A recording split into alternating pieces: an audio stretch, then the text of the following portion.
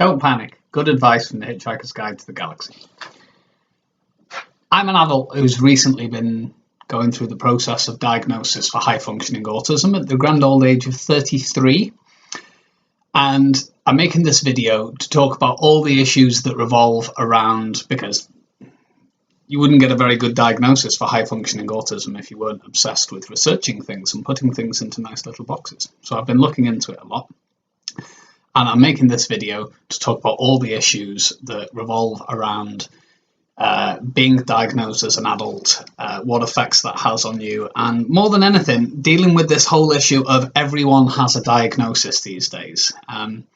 There's a perception, even though we're blatantly in the middle of a mental health crisis, it's been described, and you see articles appearing in the newspapers all the time talking about a mental health epidemic.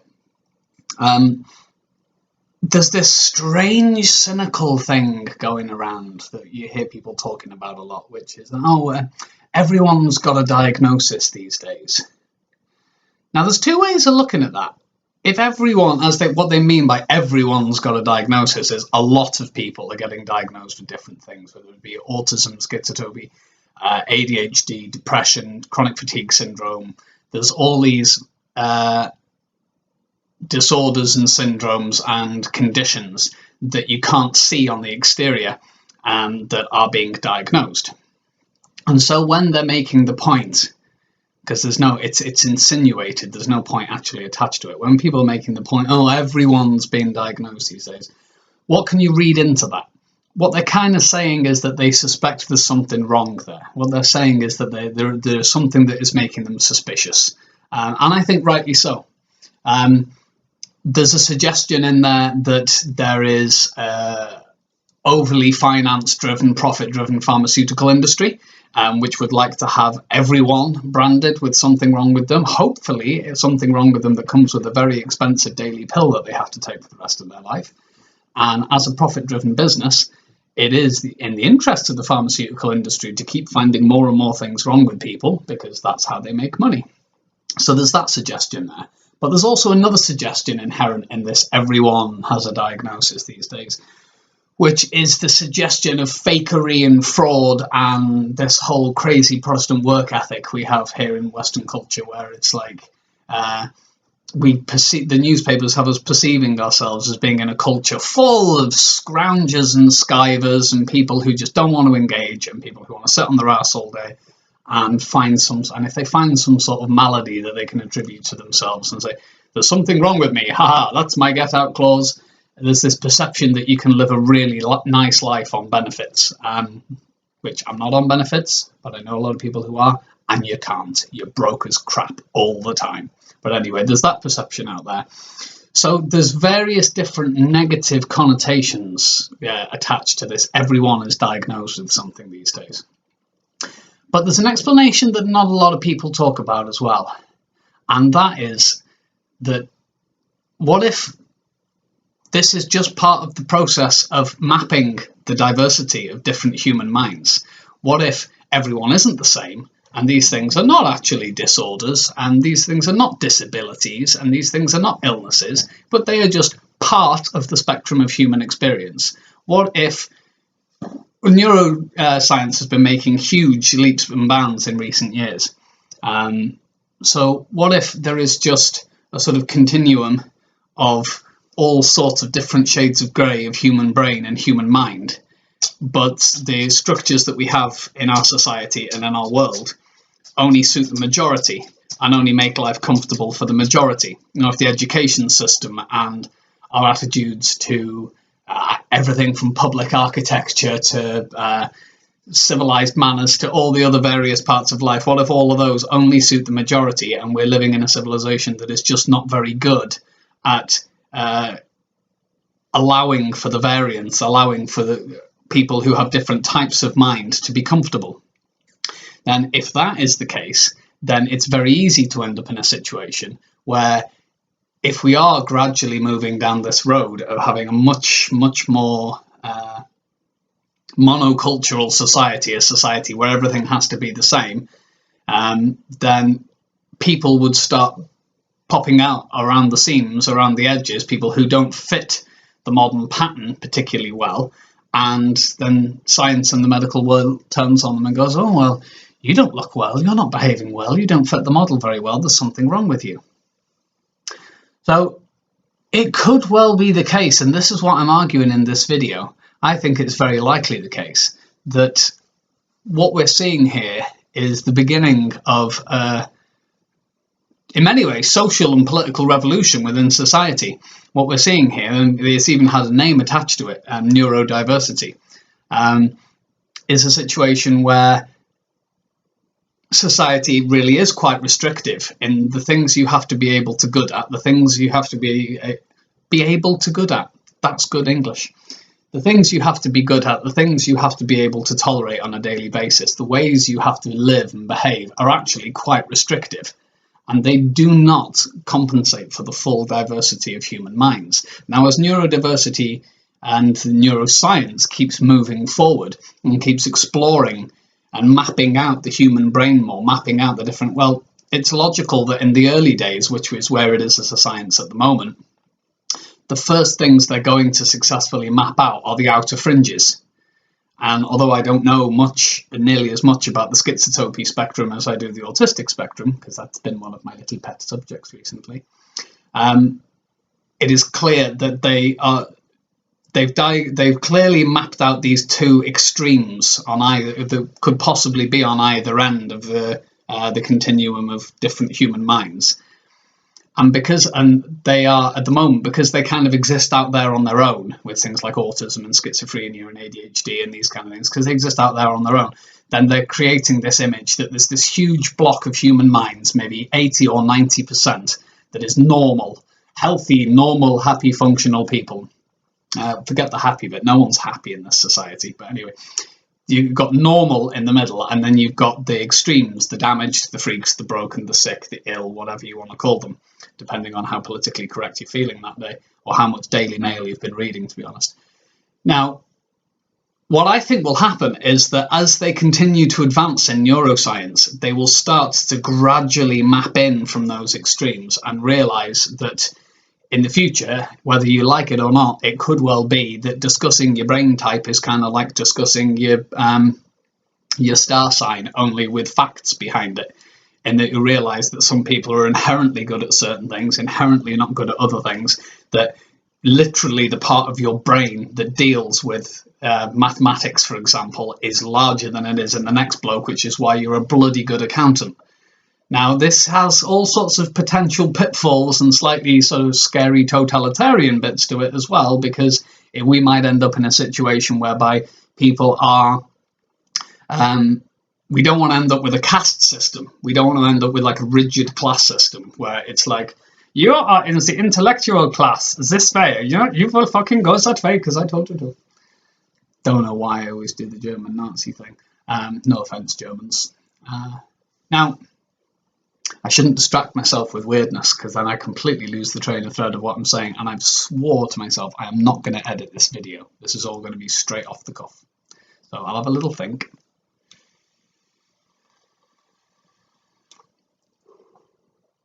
Yeah, so there is potentially scary sides to it as well, but there doesn't need to be. That is the job of the neurodiversity movement, which is rapidly growing, which is basically just saying, it's not that everyone's getting a diagnosis, it's just that this is the beginning stages of mapping out the human mind. This is just the beginning stages of working out that we actually have a really diverse society of minds. It's not just about different races and different religions and all those things which are, to be honest, really superficial. But that a healthy society and a healthy human biological group is made up of a wide variety of different minds. And if you do not make space in society for all the different minds, then you lose all your Stephen Hawkings. You lose all your exceptional minds. A lot of people have looked back at Einstein and his writings and behaviours and the memoirs written about him and gone, yep, that's pretty autistic across the board, really. And various other historical figures, plus a lot of highly intelligent people who are functioning today have actual diagnosis rather than the historical figures where it has to be sort of guessed at.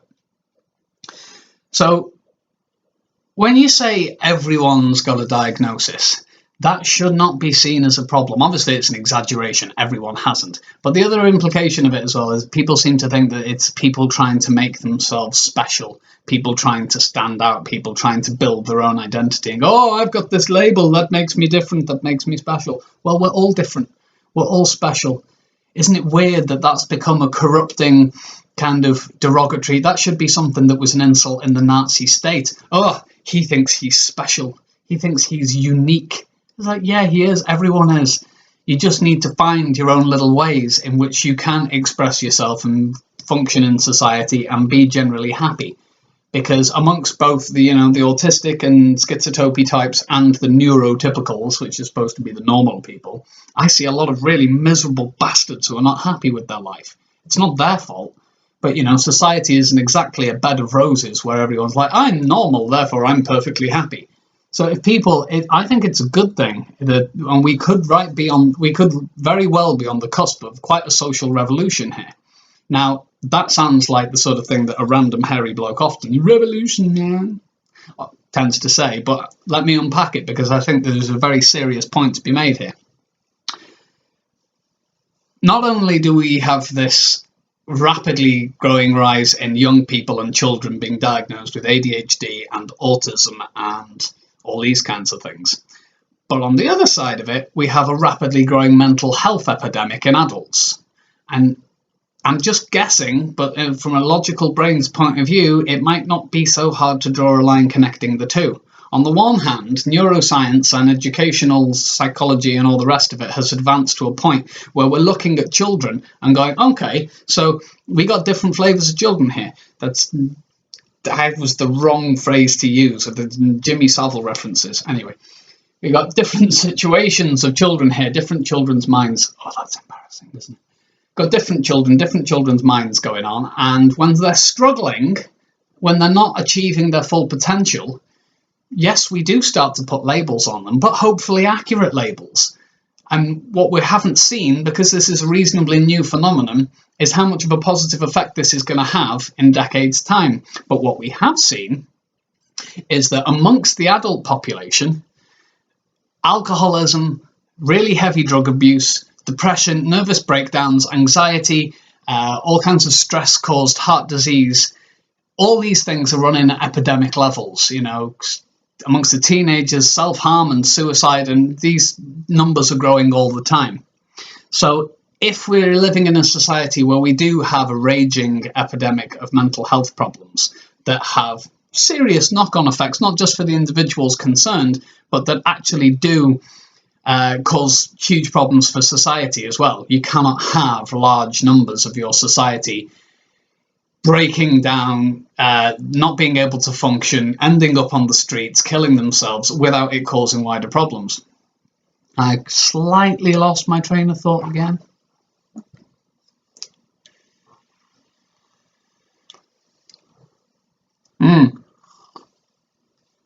So what I'm doing here, purely wild speculation, but I'm saying that the two are connected.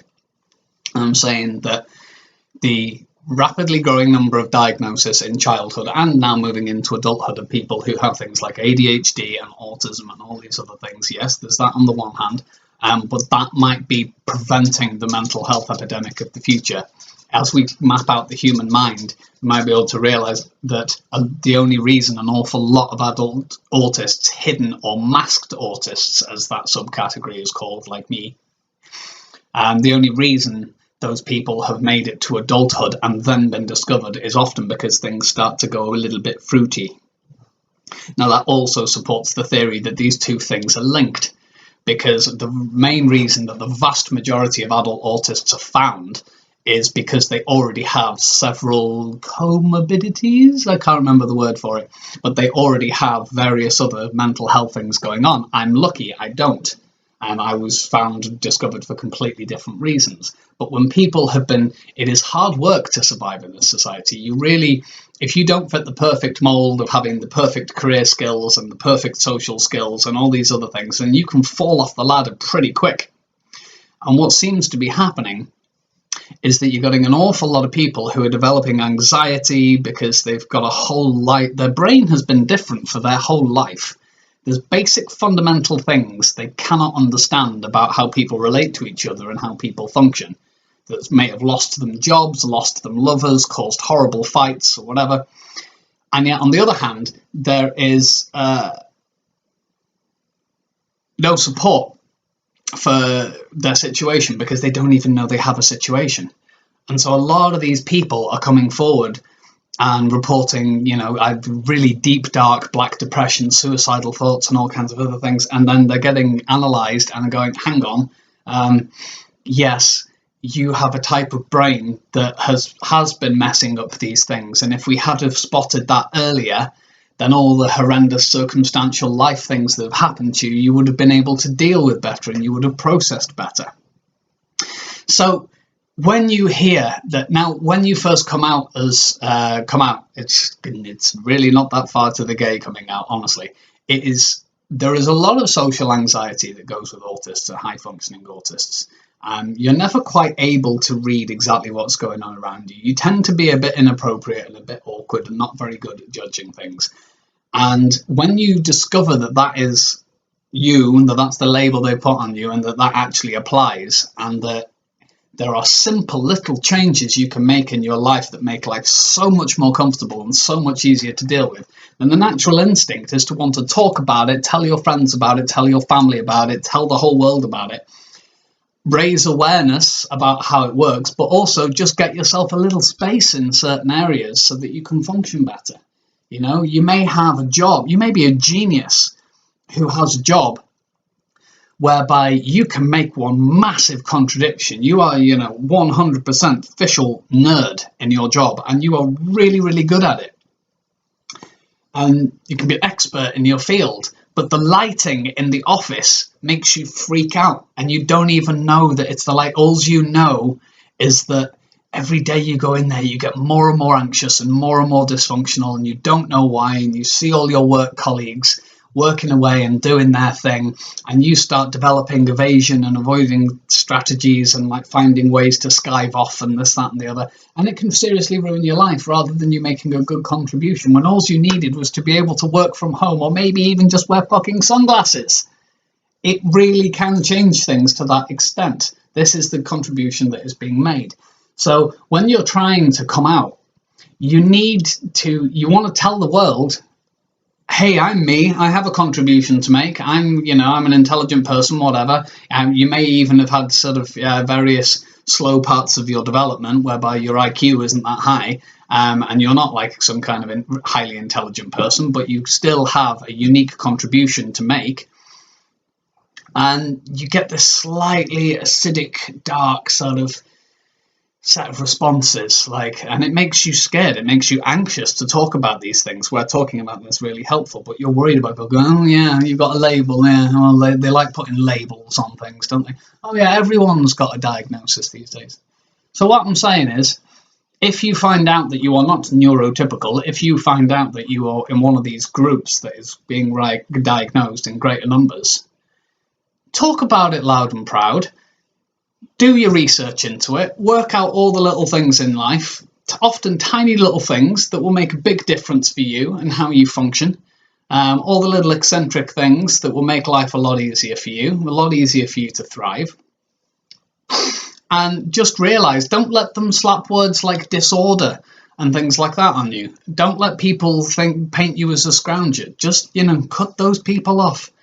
Because you're right on the edge of something that I think is rapidly changing throughout all of society, and that in 30 or 40 years' time, they'll look back on this, and those people who have suffered and who've had various diagnoses put on them, there will be situations in the future, hopefully, I'm talking about if we don't go into some dark Orwellian 1984 type creepiness with Tories with cattle prods, which is highly likely, but I'll do some political rants on that later. Politics ranting was my former favourite pet topic before I realised I was autistic. Shit, I just completely derailed myself. But I think I'd finished. So, as I just said, I'm going to be starting to do a YouTube channel. I didn't just say that, but I just said that now. I just need to edit that. Stay coherent. I'm going to be doing a YouTube channel because it's fun. because it's entertaining and hopefully a little bit interesting. And it's going to be the strange, eclectic worlds of my former pet topics, because every autist tends to have pet topics and obsessions, which is politics and geopolitics and imperialism and capitalism and all that kind of stuff. But I'm going to be bringing autism and neurodiversity and all those things in as well. And as I've shown with this video, hopefully, they do link up. It's all about the fringes of this crazy monocultural society in which we have. So hope you enjoyed, and yeah, tra.